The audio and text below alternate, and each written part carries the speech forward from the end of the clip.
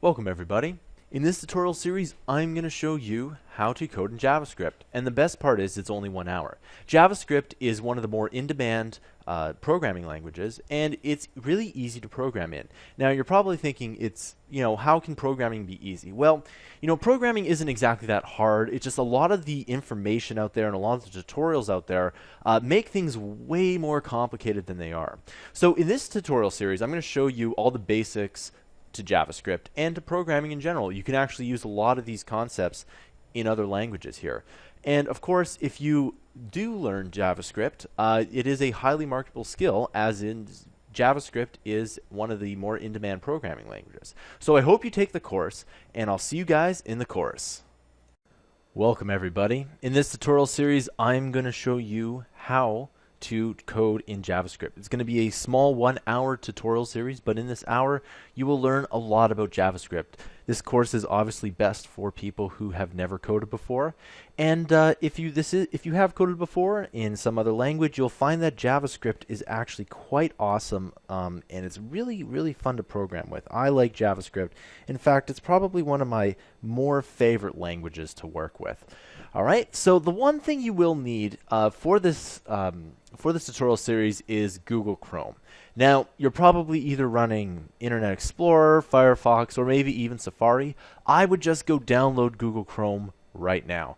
The reason is that Google Chrome has the best support for JavaScript, and I would highly recommend using it. I do all my development for HTML5 and anything on Chrome, and it's really good. The second thing you'll need is this free website called JSBin, and you can see that it's up right now, and you can see that there's this HTML code here, which you may or may not be familiar with, but don't worry, I'll be going over this. But it also has CSS, JavaScript, and a console, and I'm just going to click those here, and they'll also see something like this that's run with JS. All this is that you can make applications with HTML, CSS, JavaScript, and you can see the output of JavaScript not only within the web page, but within a console, which is what JavaScript can also be run in. All right. So you can download Google Chrome. If you don't download Chrome and something doesn't appear the same in the tutorial series, that's probably the #1 reason why. The #2 reason why is that something has maybe changed in the JavaScript world, and it probably won't happen that way. But anyway, let's go on to the next tutorial and let's start to code with JavaScript. I'll see you guys in the next tutorial. Welcome back everybody. Alright, so I'm just going to hide the CSS here because we don't need that anymore, and for the most part we're just going to be talking a little bit about HTML and JavaScript here, because remember, HTML sets up what it is visually and how the website looks, and JavaScript will add in the functionality, meaning that JavaScript can add something like a calculator or any kind of functionality you'd normally see on your desktop, while HTML just simply displays it. Alright, so you can see here, if we run with JS, everything works good with pop, etc. Now what we need to do is we need to add in a button here, and this will be able to call functions, which I'll describe here very shortly. Okay, so I'm just going to type in button here, and I'm going to type in the name. This is a button, just like this, and I'm just going to type in /button, just like that. Alright, now if we go ahead and click this button, you can see that JSBin renders this in real time. And if we click this button, it does nothing. And the reason is that, again, we haven't told this button to do anything. And since we haven't told the button to do anything, it won't do anything. However, if we run with JS, the JavaScript file says pop, and that's what it will do. If I get rid of this, guess what? It doesn't do anything, because we have essentially there's nothing in the JavaScript file, so there's nothing for the computer to run. Now what we need to do is we need to add something onto this button, and what it will do is it will call a function here, and I'll explain what a function is in just a second, but if you just bear with me for a second and just type in onClick, okay, we go equals 2 apostrophes. That's all we need to do here. And what we're going to do is in these 2 apostrophes, we're going to call this myCoolFunction, okay? And then we need to put 2 brackets at the end of that. So you can see that it says myCoolFunction, and you'll also notice that the cool and function are capitalized while the my is not. So usually the first word you don't capitalize, yet the other words you do capitalize. And the reason is that this doesn't look as good as this. It's just the way your brain kind of filters out the information. and it looks a little bit better like this. All right, so now we have my cool function. We need to hop over to the JavaScript and create a function. So let's just go ahead and we'll type in function, and we're going to go to my cool. We're just going to type in function just like that, and of course we need the 2 brackets, and then we need 2 curly brackets. We'll push enter twice, and there we go. We got 2 curly brackets. Now again, if we push this button, it does nothing because there's nothing in the function to do. So I'm just going to go ahead and type in alert, and I'm going to type in pop, just like that. Okay, just like that. And if we type this in, guess what? It says pop. We can change the pop to awesome, or whatever you really want to, your name, and it changes as well. So what this is that the button tells the function to do something. It calls a specific function. So if I were to take this in, let's say, a real world situation, let's say you have a button and you have a series of, let's say, 10 boxes, right? And you push the button, and a little robot grabs a certain box, right? Box number 1. Well, that's essentially what this is.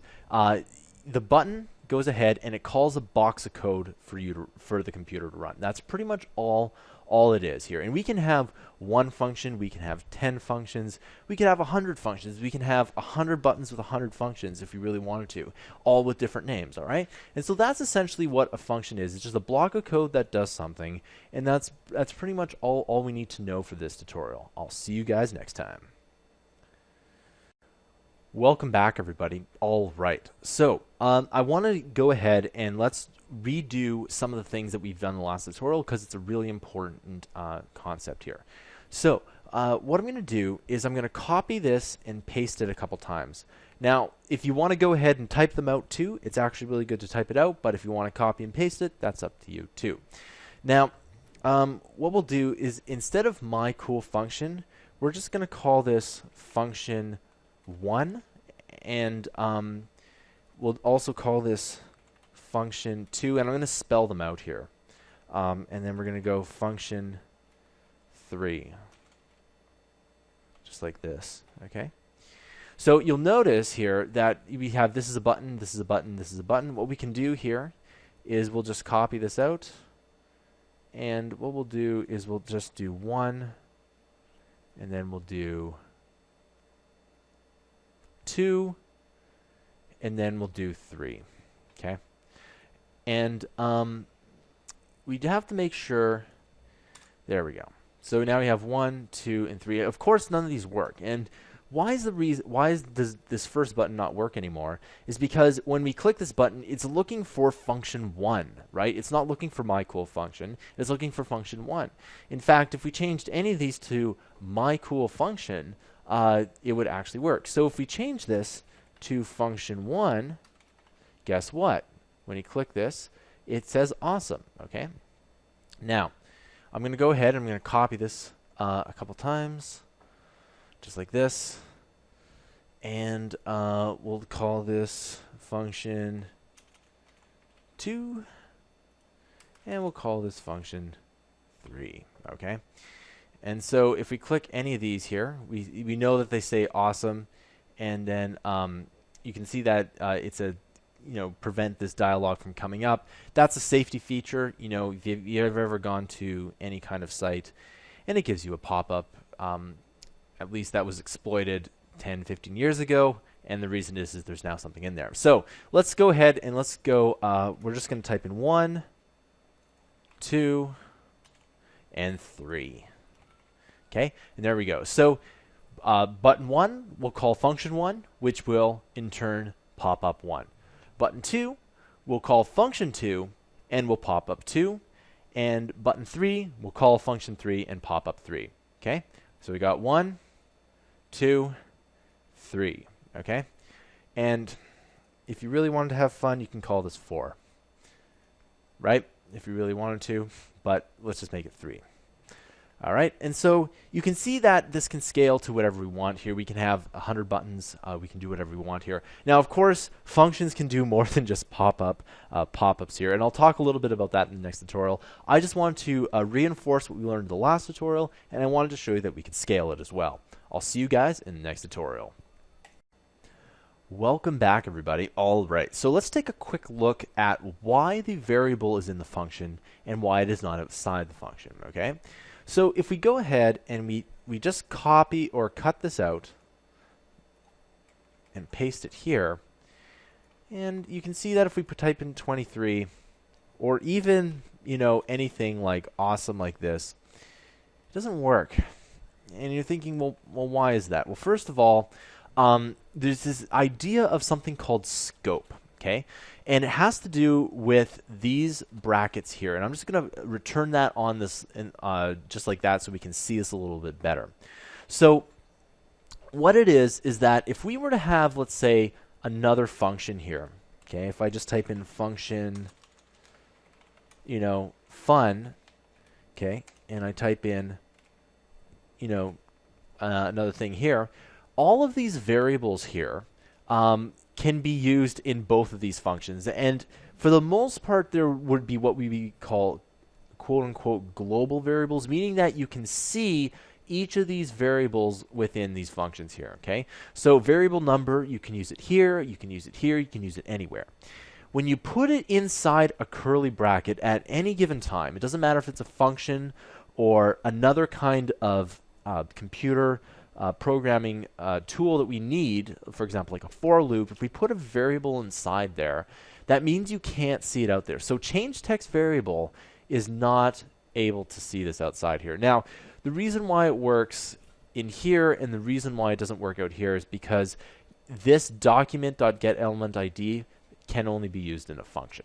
Okay, and that's why it doesn't really work, because JavaScript doesn't necessarily see that as a viable command outside the functions. So remember, the functions is where most of your computer programming is going to be. Okay, and scope is really, really important because at least when you're typing code like this, what ends up happening is that you have different levels of scope. Now, if you take in any one of my other courses, for example, the non-program courses, for example, how to make apps without programming, how to make games without programming, they simplify this down quite a bit. And this is a topic that beginner programmers tend to really struggle with, is where you can see variables and where you can't see variables. So again, if it's outside the function, you can see them within every function. But if it's inside the function, you can only see that within functions here. Now, right now, there's only two levels. There's a global, which is these up here, and a local, which is in the function. And again, there could be more. So it's better to think of these as just these two kinds of variables at this point in time. All right, I'll see you guys in the next tutorial.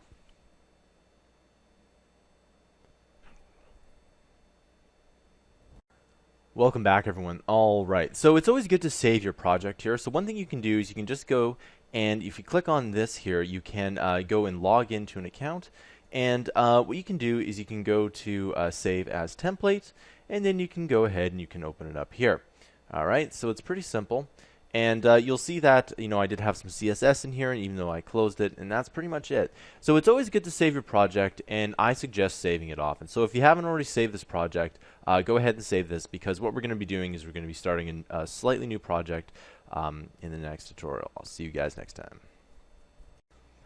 Welcome back, everybody. All right, so there's a couple things that we can actually do here, and I'm just going to clean this up a little bit, and I'm just going to go ahead and get rid of that here. Okay, so everything still works. I can type in anything that I want here, and everything still works. It's actually quite awesome here. Now, you can actually call functions within functions. Now, this is really important because you don't want, imagine if you had like a really complicated program that was several pages. You wouldn't want all of that in one function. You'd want to change it up, and there's several ways you can do this. You can actually put another function after the function, or sometimes you can actually call a function in a different file.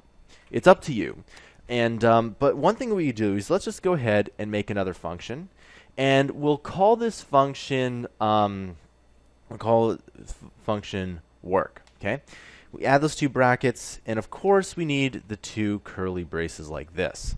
Okay, so now that we have function work here, and for some reason that error has been popping up lately, but you don't need to worry about it. It just means that my work is not going to get saved. Now, watch this here. If I go ahead and I cut this out and I paste it in here, nothing ends up happening. So I type something in here and it doesn't work, and that makes perfect sense because as of now, when we click this button, we're still calling this function here.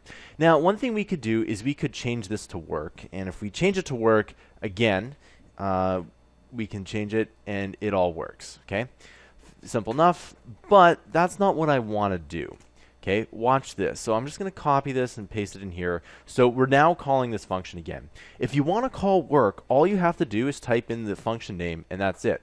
So what's going to happen is that when it calls this function here, it's going to go to change the text, and it's just going to call work here. So if I type in the word fun, it should work. All right, and that's all it is. Now you're probably wondering, in this specific example, this is ridiculous, right?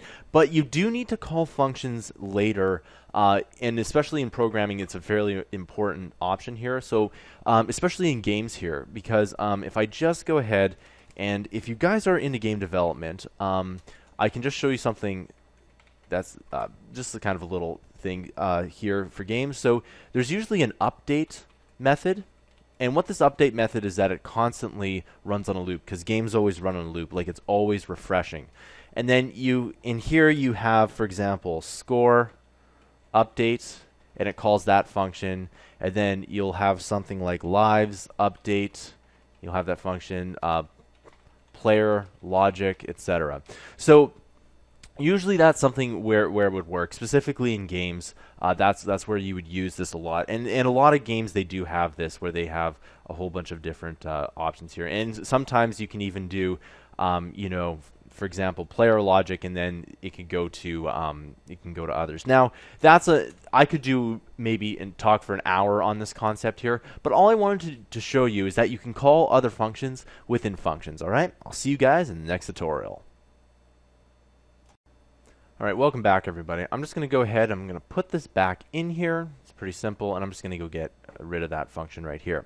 In this tutorial, I want to show you something called an if statement here, okay? And an if statement, all it does is it checks to see if something is true. So, for example, if I were to say, you know, if you were to imagine your house and if the heat isn't on, then it's going to be cold. That's what an if statement is. So, and if the heat is on, it's going to be warm. So it checks for a condition, and it has an action as a result. So usually you need some kind of variable, and I'm just going to set up a global variable, and I'll call this variable, we can call this variable number, or cool number, or something like that, right? And we'll make it equal to 1, right? So I will initialize it. All right, so we have cool number. Now, what I can do here is if I put in an if statement, all an if statement looks like is this. So we got if cool number. Now, by the way, what I'm about to show you, I could spend an hour talking about. I'm going to put double equals to 1, okay? And you need to curly bracket again. Okay, and I'm going to put all this in the curly bracket here. So if cool number is equal to 1, then it's going to execute this code. And if cool number doesn't equal 1, then it won't execute the code. So you can imagine that if we type in something here, like this, fun, it still works. But watch this. If I change cool number to 2, and I type in fun, guess what? It doesn't work, because cool number is not equal to 1, and so this code doesn't get executed. Okay, so I'm just going to go ahead. I'm going to just actually close the HTML here, and let's just take a quick look at this. Now, another thing that JSBin doesn't necessarily do, but pretty much every other programming language does this, is they indent. Okay, and it kind of does this here. So I'm just going to go ahead and I'm going to return this curly brace just because it makes a little bit more sense to look at it like this, even though when I program, I always put it like this because I know what I'm doing, but to explain it, I'm going to go ahead and do this, okay?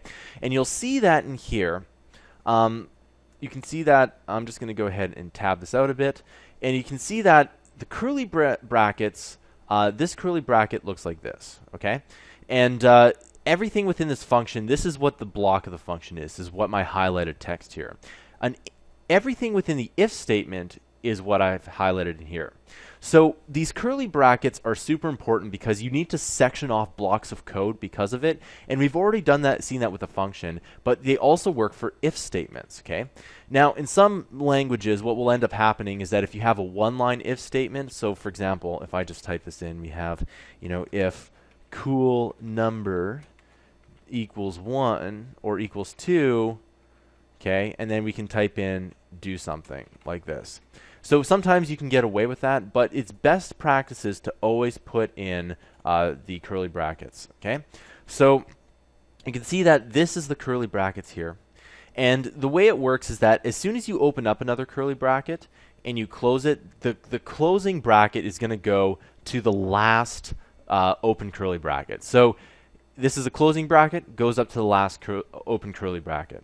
This is the last closing bracket, it's going to go up to the last curly bracket there, okay? So if cool number is equal to 1, it's going to do that. And we've equaled cool number is equal to 2, okay?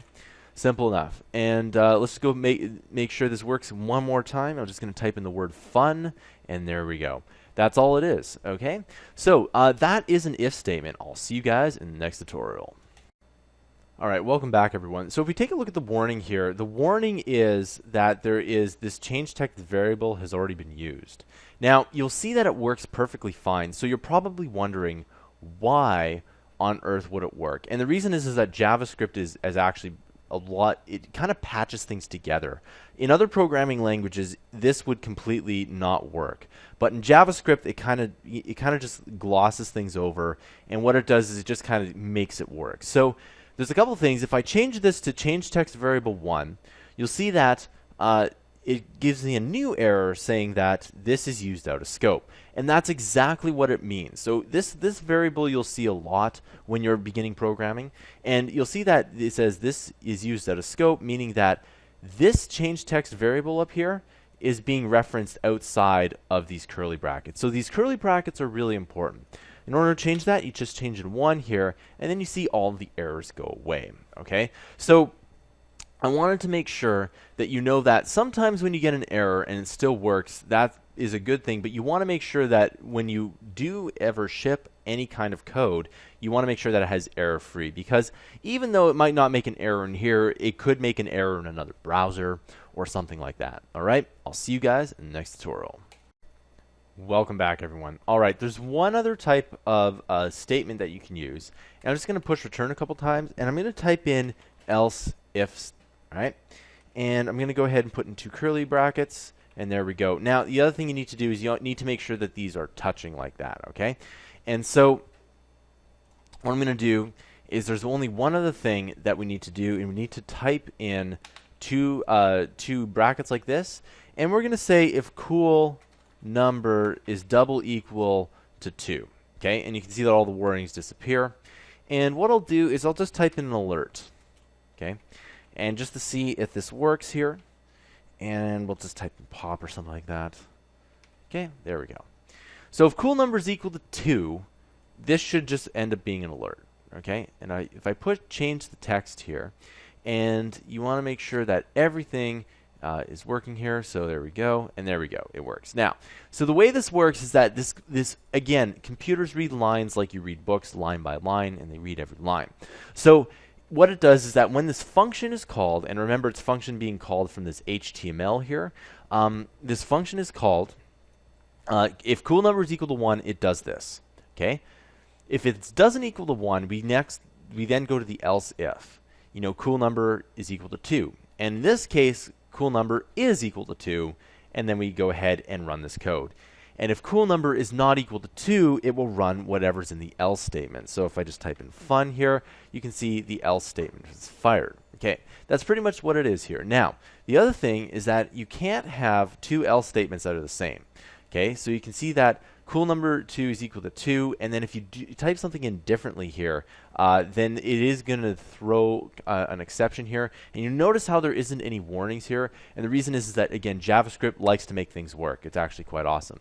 But what you can do is you can see is equal to 3, and you can just type in something else here. So cool number is equal to 3, and if I type something in here, for example, like this, you can see that whatever code was in the else if statement, the second one, is fired here. So the order, or the hierarchy, as you will go from if to else if to else, okay? And again, it reads it line by line. Now, when you're making your else if statements, it's best that you make them in any kind of logical order. So if you're doing things numerically like I've done here, so we have cool number is equal to 1, then we do this. If else if cool number is equal to 2, then we do this. And else if cool number is equal to 3, we do this as well. And it's not like 1, 2, 4, 3 or something like that. You want to make sure that it's actually quite easy to understand, okay? And of course, you can have a ton of else if statements. You can have 50, 100.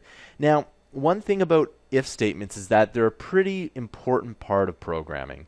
However, you don't want to rely on if statements only. So as you get to become a better programmer, you'll find better ways to do things other than if statements. So you have an if statement, it works out really well. I mean, every program has an if statement in there somewhere. But at the end of the day, you want to eventually grow out of the if statement. All right? I'll see you guys in the next tutorial. Welcome back, everybody. All right, let's talk a little bit about HTML, CSS, and JavaScript, and how it relates to websites and how JSBin really works. So the first thing is that the reason why we're using JSBin is that when we type something in, we can see it in real time in this output here, and we can run any JavaScript with this little button here, and we'll get to that very shortly, don't worry. So what I like to tell beginners is I like to tell that HTML displays everything on the website. For example, it displays images, it displays links. It sets up the static parts, meaning the parts that don't change of the internet. And what CSS does is it styles everything. So if you wanted to change the text or the font or something like that, you use CSS. And what it does is it takes the pressure away from the HTML and it puts it off its own file, and it makes stylizing your website a little bit easier. Now, JavaScript adds in the function, which is actually really important. And if you're into HTML5 stuff, that's exactly what a lot of JavaScript can do for you. All right. So let's take a look at HTML first. And I'm just going to give you a very small crash course in this. The reason is just because it explains JavaScript a little bit better. So what you can do is you can type in two paragraph tags, which is the greater than and less than sign, and then you can type in some text like this is awesome, like that, and then you can type /p with the two greater than and less than signs around it. And you'll see in the output here that says this is awesome. Now if you added another word here, for example, really awesome, like that, you can see that it changes automatically. So you'll also notice that there is a space here, and that's because it really looks like this, but the window makes it shorter. All right, so it's really awesome. I'm just going to go ahead and get rid of that. Now what CSS does here is if you type in P and you type in a curly bracket and push enter, you'll see that two curly brackets come up. And the reason why this is that anything within this code relates to the P tag. So we can change the font, we can change the color, etc. And how we do that is you just change color, and then let's change it to red, and you put a semicolon at the end of that. Now, it's really important that you learn the two topics here. You can see that P is a block of code, and we can add in a whole bunch of other things. We can change the font, etc. But you'll also notice that there's a semicolon at the end of this line, and you'll also notice that there are two curly brackets. This is super important, especially in JavaScript and a lot of other programming languages. The curly brackets make sure that this is a block of code. So if I type in something out here, you see it won't work. And sometimes what it will do is it will pop up an error. Now, CSS and web development is a lot less error prone, meaning that you can get away with a lot more, and that's actually really cool. Now, the console here is if you were to put in something with JavaScript here. But what I'm going to do is I'm going to just get rid of the console, and I just want to show you a little bit of JavaScript. And you can type this in. We can go alert, colon, and a bracket, quotes, and you can type in whatever you want. In this case, I'll just type in pop, and a bracket again, and semicolon. All right, now you'll see that when I do this, you'll see that there's a warning down here. And the reason why there is a warning down there is because this isn't complete. Now, for the most part, every line needs a semicolon after that. Now, there are certain lines that don't need a semicolon, but for any line that you're telling the computer to do something, it needs a semicolon. So we're going to go ahead and put a semicolon there. And when you're first starting out, the semicolon is the #1 thing that beginners forget. So put in that semicolon there, and there are times where we don't put in a semicolon, and I will make those apparently obvious to you. All right. The last thing we need to do is you just need to run with JS, and you'll see that this thing comes up and it says pop. And that's exactly what we asked it to do. So programming is telling the computer to do a whole bunch of things. So we're telling the computer to literally just put up a window that says pop. We can type in something else like awesome, like this, and it just says awesome. That's pretty cool. Now, what we're doing here is, again, we just tell the computer to do things. Now, there are some times where you add in two backslashes like this, and what this is that this is what is called a comment. Now, a comment is something that you can just write in here, and it can remind you what to do. So what we've told the computer to do is to alert the user with a pop-up. That's all we've done, okay? And so if I were to write this in pseudocode or code that doesn't necessarily work, that's what we've done here. Now, if you can think of the code, if you can think of something to do, like I need the computer to do this, and you can find the corresponding code, that's really all you need to work with in with coding here. Now, the other thing we can do is, again, before CSS was invented, before JavaScript was really a thing, you could actually add this all within the HTML document. So the HTML document is really kind of the main area of which everything happens. These are just separate files. And if we were to do this off of JS bin, we'd have our HTML document and we would call the CSS and JavaScript to be like several different text files, and all we would do is we would call it in here. But the way we do that is we type in script, okay? And I'm just going to push enter a couple times, and then the greater than and less than sign, because that's just how you make tags in HTML. And we're going to do /script, and what I'm going to do is I'm going to push Control X or Command X if you're on a Mac, and we're going to put that script in there. Now what this does is that this essentially runs the JavaScript. We've made a little section within the HTML to run JavaScript. Normally it's in a different file, but you can run it. So if we run this here, it says awesome. And if we change this, we can change this to anything we want. We can change it back to pop. We can change it to your name. You can change it to whatever you really want to. And we're going to go run with JavaScript, okay? And if I take this alert pop, cut, and paste it right in here, and get rid of these script tags, you'll see it's exactly the same thing. So I'm just going to go run with JS. It's pretty simple. All right, so we have the alert pop there. So you can run it within the HTML document. You can even run CSS. You can put the style points within the tags here, and you can run the JavaScript within the HTML. But generally, we do it in different areas here. All right, I'll see you guys in the next tutorial. Welcome back, everyone. All right, so I'm just going to go ahead and I'm going to delete these two functions, and I'm going to delete these two buttons here. And what we're going to do in this tutorial is we're going to change this text to something else here, because I'm going to show you that functions can do something else. So it's always good to make your buttons, and this may sound incredibly obvious, but it's always good to make your buttons say what they're going to do. So one is very ambiguous. You don't know what's going on, but if you say change the text, the user knows exactly what that's supposed to do, all right? So now, if we click on this, again, it just still says 1, because that's what's in the JavaScript file. Now, if we go ahead and we're going to go and delete that. Now, just for argument's sake, it's better to call your functions and name them appropriately as well. So function 1, 2, 3 is not exactly the best way. You want it to say, change the text. All right? And if we go ahead, and one trick I like to do is I like to copy this, and I like to paste it in there like that, okay?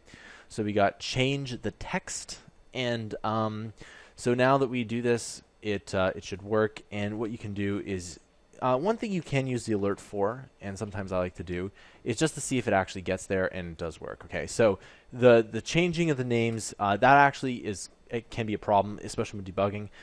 You can change the name of the function, and then you make a typo or something like that, or something like that happens. All right. So what we need to do is we can't just say change the paragraph to this. Now that's exactly what we wanted to do. And remember that comment function. What we wanted to do is change the paragraph, and that's what P stands for, by the way, is paragraph text. So that's what we wanted to do. Now, wouldn't programming just be super awesome as if we could actually do that? But we can't do that. We have to actually learn the syntax of JavaScript here. So what we need to do is we need to type in ID equals, all right, and then this ID equals, and then we're going to type in 2 apostrophes, and we're just going to say something like paragraph text, just like that.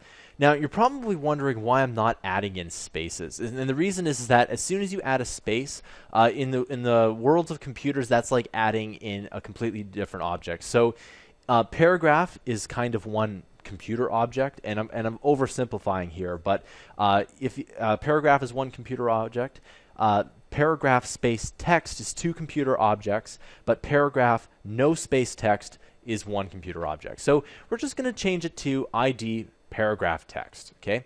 So the next bit here is going to be a little bit of typing, but don't worry about this. What we need to do is this is just how we do it in JavaScript. So what you need to do is you need to type in document, okay, dot get element, and then by ID, okay, and you notice how I'm capitalizing everything there. It's very good to be case sensitive like this. And then what we need to do is, what I like to do is I like to type in 2 brackets here, and I also like to type in 2 apostrophes like that. And you want to do paragraph text just like that, or you can copy this over and put it in there. Okay. So what this small line of code is doing is saying we need to find the ID of paragraph text. Now, the ID could be anything. It could be in the button. It could be anywhere. But what we're going to do is we're going to change the element ID, and we're going to change the paragraph text. But what do we need to change it to? Okay, we need to type in another dot, and we're going to type in inner HTML, and make sure HTML is capitalized, and we're going to equal this. Okay, another 2 apostrophes, and we can change this to whatever we want. We say we changed the text, okay? And then we put a semicolon at the end of that because we're finished that. And you'll notice that the warning sign went away, and there we go. So we got, so first things first is that we set up the paragraph tag into paragraph text, and then in our JavaScript we found it, and that's what this document.getElementID does, is it finds that tag, and then what we need to do is change it here. And I'm just gonna put this here just like this. So that's what it should look like here, and if you want to do that, now I purposely have a bigger monitor, but the reason why I do this in such a small is so that it works better and people can see everything that I'm doing a little bit more. Okay, so if we go change the text, and voila, we have changed the text. Okay, and that's all it is. Right now, obviously, if we click it again, it works. It doesn't work because we've already changed it. Now, if we wanted to do 2 things back and forth, that we could do that as well. Now, you'll also notice that you could do this. You could have an unlimited amount of paragraph tags. So if I just copy this over here, and I typed in paragraph text 2, right, and then I change the text, you'll notice that since I changed this element ID over here, the function only changed this first element ID. So I said function text 2, and then what happens is that it only changed paragraph text. Okay, so if we did paragraph text 2 like this, you can see that the bottom one changed. Okay, and that's how you change text, and that's how you can do anything within change the text within JavaScript. I'll see you guys in the next tutorial. Welcome back, everybody. All right, so I'm just going to go ahead. I'm going to actually get rid of this second paragraph tag right here. It's pretty simple, and I'll just go ahead and get rid of that too here. So, and we'll test everything, and everything still works. Okay, now in this tutorial, what I'm going to do is I'm going to talk to you about something called variables. Now, I've told you that the function is like a box of code, and that box of code will do something. But if you could imagine a box of code with a whole bunch of other boxes that hold certain values, okay? And these values don't necessarily run code. All they do is they're like numbers and names or something like that, okay? Now, variables are really important, and they're like a box of information, really. So you have the function, which is a box that does something, and the variable is the box of information. Okay, and variables are super important because they can again be names, they can be numbers, they can be a whole bunch of different types of data, essentially what it is, right? So the first thing we're going to do, in order to actually call a variable, all we need to do is type in var. Okay, and this var here just stands for variable, and JavaScript's actually unique in that you don't have to specify the type of variable. So there's different kinds of variables. There's something called a Boolean variable, which is true or false. There's a integer variable, which is numbers, and there's string variables, which is characters. So if you wanted to make a string variable, for example, it would be like my name. You can say your name, anybody's name, but what you couldn't do is you couldn't put a name inside an integer variable or an int variable because integers are only numbers. There's no characters allowed. And you couldn't put a number inside a Boolean variable because a Boolean's only true or false. Now, all we have to do in JavaScript is call the name. So we can type in variable name just like this, and there we go. So now we have a variable. That's all it is. And we can have hundreds of these variables. In fact, if you're making games or apps, you generally have a lot of variables with your program here. And that's one thing when you're learning about programming, you see examples with 2, 3, 4, and maybe on the outside chance 10 variables. But when you're actually developing, you actually use quite a bit. And especially when you're releasing, because you really have to add in a bunch of data for pretty much a lot of things that happen within a program. So we have a variable name just like that. So what we can do is we can go to, let's type this in, variable number, okay? And we'll type this again, we'll call this variable name. And you see I'm putting semicolons at the end of this, and there we go. So the thing is that these variables are the same thing right now. They're just variables, they're just boxes, okay? We'll assign colors to these boxes, okay? So these are both a blank cardboard colored box, okay? But as soon as we do this, and it's called initializing variables, we type in equals 0, okay? Now, what we've done is we've changed this variable from being a string variable or just a blank variable to an integer variable. Now, again, JavaScript, since it doesn't really distinguish between strings and ints like other languages do, we can actually mash these together. But for the most part, to avoid errors, you want to think of variable number as always going to be a number. It's never going to be a string. And in fact, it's much better if you think of it this way because it will cause a lot of hardships down the road. Now let's go into variable name here. So what we need to do is we need to put in 2 quotes like this, and we're going to type in your name. There we go. Pretty simple, right? Okay. Now, let's just do something cool here. What we're going to do is we're going to go alert, and watch this. We're going to type in variable number, just like that. Okay? There we go. 2 warnings. And if you change the text, you see that it comes out as 0. Okay? And if we type in variable name, just like this, change the text, it comes out as my name. Okay? So if we change this to whatever we want, let's say 2, and we change this back to variable number, all right, change the text, and it comes out as 2. So what it is that this alert, and whenever you see this, any kind of brackets, it means you can put something in there. Okay, so this alert here, we typed in, we typed in a string here. Okay, and it came out as pop. But we can also put in any kind of variable we want into that. And you'll also notice that there is a bracket here, and that's for something completely different. Okay, that's for something you can put variables into a function and they can do stuff. But we don't really need to worry about that quite yet. What I do want to show you is that you can actually go and put in variables wherever you want here. Now, watch this. If we want to change the text to variable name, just like this, we change the text, and you can see that this is undefined here, and the reason is that I didn't put anything there. So let's just go ahead and put pop here. Okay, and you'll also notice that when we do this here, pop, it does change to variable name. Okay, so I'll just go ahead and delete this here, and you'll see here that if I just expand this out a bit, it'll be a little bit easier to look at. So what you'll see is you see the document.getElementID, paragraph text, inner HTML, equals to the variable name, or we can make it even to variable number, okay? Just like that. And if we change the text, it changes to 2.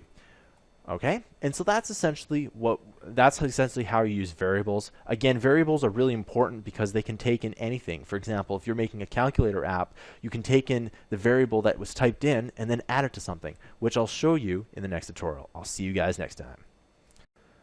Welcome back, everybody. All right, so let's go ahead and let's do a little bit of math here, okay? So we can see that we changed the text to 2, but guess what we can do with this number here, okay? We can add in +1, okay? And so what this will do is this will make it equal to 3. Now, let's just do a little bit of math. Let's say 2, and then it'll equal to 4. So you can do a little bit of math here, and I'm just going to squeeze this in here. And don't worry about this because, remember, it doesn't change here. I just want to focus in on the JavaScript for a moment here, okay? Let's add in another variable here. And we can, again, remember, we can add in as many variables as we want. We're going to call this number, or we'll call it second number, okay? We're going to make it equal to 2. So they're both equal to 2, and we can do variable number plus second number, okay? Now, you'll also notice, and I'll just move this out even a little bit more. If I double click on this, you can see that it highlights it and everything works out like that. All right. So if we change the text, it equals to 4. Pretty simple, right? Now watch what happens if we type in variable name plus second number. Now in pretty much every other programming language, this is going to cause some kind of error. And the reason why it causes an error is that in other programming languages, what ends up happening is that you can't add a number to a letter. It doesn't make sense. It's like, you know, if you ask yourself how many apples do we have, and you have, you know, 1 apple plus an orange, it's like 1, but it doesn't really make any sense to the computer. But watch what happens when you do this, okay? It says John plus 2. It just basically mashes everything together. And there's not really a better term for that. It just puts them together, really. That's all it does, okay? Now, you'll also notice that there is no space after John. And the reason is that there is no space here. Now, remember in a couple tutorials ago, I said that spaces is like adding another object, and that's partly true, except for when you have the quotes here. If you have the quotes here, you can put in, you know, 10 of these if you want. Doesn't matter. So we're just going to go ahead and push space, and you can see that it says John 2. Okay, and of course, let's just go ahead and let's just add another variable, and we're going to call this second string. Okay, it's going to be equal to 2 quotes. And we're going to call this, we'll just say John plus awesome, okay? Put another space in there. And, of course, there's one thing that's missing, and that is a semicolon, okay? And, of course, we need to change second number to second string, okay? And if we double-click on that, it does work, and there we go. That's all it is. Now, you can do this infinitely if you really want to, right? You can go ahead and push plus variable number, etc. You can do this as much as you want. Programming languages are meant to be like this. They're meant to be anything. Now, of course, if you go ahead and if we were to just do one more bit of math here, I'm just going to go ahead and delete this here. You can do any kind of math you want to. So we have variable number minus 3. And then we can go ahead, it equals to -1, okay? That makes perfect sense. You can do whatever you want. You can go times, and there we go, okay? So that's essentially how you use variables, and that's one thing that's really good about JavaScript is that's not going to throw you an error. It's going to work out in some way.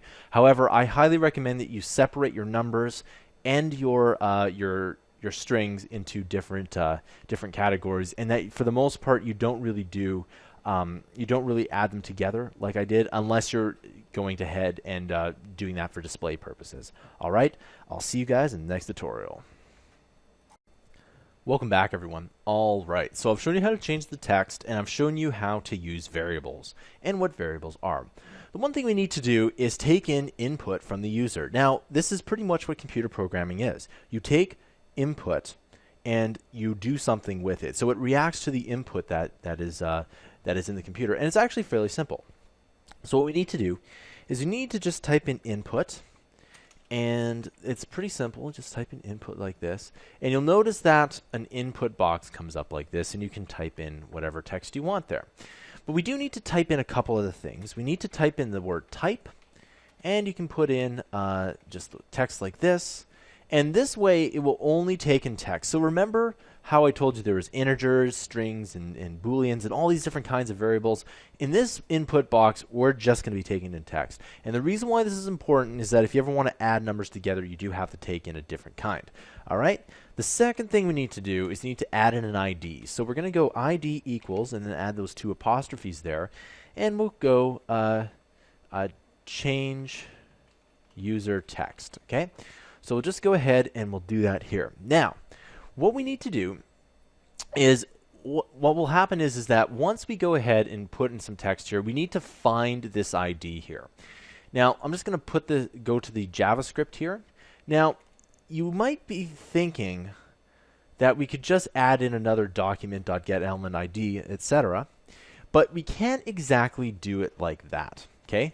We need to add in another variable here. Okay? And we're going to just add in a var. Okay, and we're going to call this change text, and then we're going to call this variable. Just like this. And then what we need to do is we're going to go to document.getElement by ID. All right, and then what we're going to do is we're going to use this exact same ID, which is change user text, and I'm just going to copy and paste it in there. Make sure there's no spaces in between. For example, if you see that there's a space in here, you definitely do not want that. Okay, and we'll just go ahead and close that off there. And the only other thing you need to do is type in .value. Okay, so now change text variable is now equal to whatever we put in there. Okay? The only thing we need to do is put in, see where this equal signs is? We need to just type in change text variable. And if you want to copy and paste that, you're more than welcome to. You can double click it and you can see the box shows around that, meaning that it does work. So if we go change the text, it doesn't do anything. But if we do, in this case, let's change it to a name like awesome. And we'll go change the text. It changes it to awesome. And we can go to awesome 5. And you can see it goes to awesome 5. And we can say is we change the text. Just like that. And there we go. That's all it is. So what we had to do is we had to set up a variable that took this in here. Now, I'll talk a little bit about this in the next tutorial, but you'll notice that the variable is inside the function and not outside, right? I'll talk about that in the next tutorial. I'll see you guys next time. Welcome back, everybody. All right, so let's go ahead and let's go and add something to this if statement. So if I type in any kind of word here and I change the text, it all works. It's just the same as the last tutorial. Now, you can add something to the if statement called an else statement, which is something you just say else. Now, of course, an else statement needs 2 curly braces. And what I'm going to do here is I'm going to copy this over and I'm going to paste it in here. Instead of making change text variable to something, I'm just going to make it to a string saying else statement fired, stuff like that. Okay, and all it's going to say is that when I do this here, for example, if I type in word F here. It's going to work because cool number is equal to 1. But if I change this to 2, instead of the if statement, it's going to go to the else. And let's just walk through this. So if the if statement is equal to 1, then this is going to work. Else means that if cool number is equal to any other number other than 1, it will go ahead and put this in here. So I can type in whatever I want, but it's going to say else statement is fired. It's always going to say that. if cool number is not equal to 1. It could be equal to 1,000. It can be equal to negative 56. It doesn't matter what cool number is equal to. If it's not equal to 1, the else statement is going to fire. Now, the other thing that we need to check up here is that you'll see that there are two change text variables. And why can this work? So you'll see that there is a change text variable here and then a change text variable here. Now, in a couple previous tutorials, I did tell you that you can't make a variable equal to the same name. And I did say that, but it changes a little bit here. If I were to add another variable called cool number, it would throw an exception because the computer doesn't necessarily know which variable to look at. So it could be cool number or cool number, which is the same. It gets confused. However, when you set up a variable within these curly brackets, this works as something called variable scope, meaning that change text variable is only usable within this if statement. I can't use it outside of this if statement at all, right? And again, this change text variable is only usable within the else statement.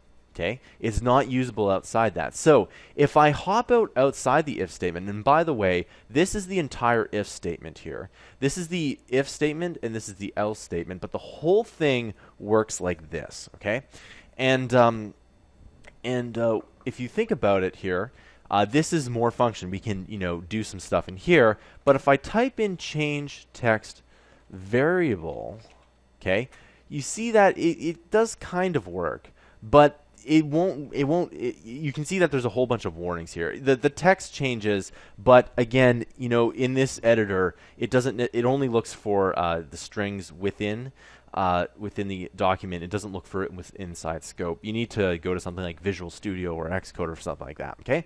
But you can see that there's 4 warnings here, and it's because the variable is essentially undefined, meaning that it doesn't even know it exists, right? And again, remember, you have to declare the variable, which is what I've done here, in order for the computer to see if that variable is actually usable. So again, I can get away with this, and I can get away with actually having the change text variable in as many if statements as I want. I could have 100 of these if I really wanted to. Now, the major question is should you change the variable within the if and the else statement? So for example here, you can see that it says there's 2 change text variables. That could get kind of confusing. Some people do change it up. It's up to you whether you want to do that or not. Personally, I tend to not use these local variables as much as I can. One thing that JavaScript is actually really good at is referencing variables across scope. In other programming languages, it's not necessarily that easy. All right, so for the most part, that is how an else statement works. All right, I'll see you guys in the next tutorial. Welcome back, everyone. All right, so what I'm going to do actually is I'm just going to go ahead and delete this if statement because we don't really need it anymore. And I'll just go ahead and, yeah, everything works out good here. I'll just move this over. Now, one thing that we can do is we can actually change the CSS or any style point within JavaScript. And it's actually kind of cool. So what it is that technically you can do everything within this HTML file.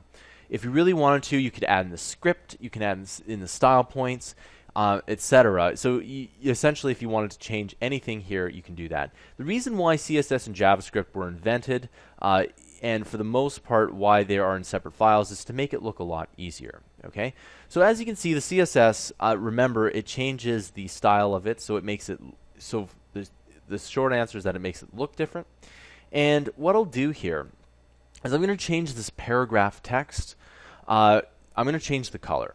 So how do we do that? So again, if we just simply run the program here, you can see that it works out. But what we need to do is we need to go ahead and we need to find this here. Remember, we need to find this tag. Okay? And in order to do that, we do document.get element by ID. Simple enough. And then, of course, which one are we getting? We're getting paragraph text. Okay. And this time, though, we're going to go .style because again, there are style in HTML there are style tags, and in CSS we essentially take those style tags out.